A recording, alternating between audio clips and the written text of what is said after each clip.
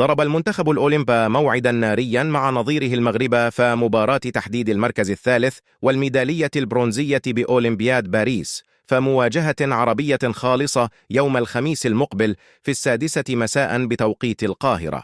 وتأكد غياب عمر فايد مدافع المنتخب الأولمبي عن المباراة المقبلة أمام المغرب بعد تعرضه للطرد في اللقاء الماضي أمام فرنسا، كما يغيب أحمد عيد الظهير الأيمن بسبب الإصابة.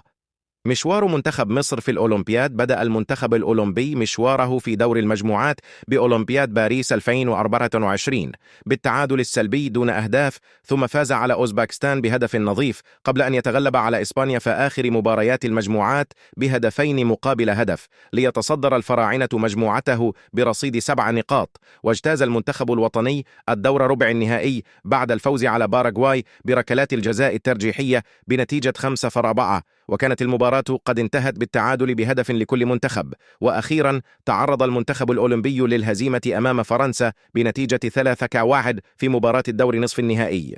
مشوار منتخب المغرب في الأولمبياد: استهل منتخب المغرب مشواره في أولمبياد باريس بالفوز على الأرجنتين بنتيجة 2-1، ثم تغلب على أوكرانيا بنتيجة 2-1 أيضا، وأخيرا فاز على العراق بنتيجة 3-0 ليتصدر مجموعته بالعلامة الكاملة. وفي الدور ربع النهائي تغلب المنتخب المغربي على نظيره الأمريكي برباعية نظيفة قبل أن يخسر في نصف النهائي أمام إسبانيا بهدفين مقابل هدف.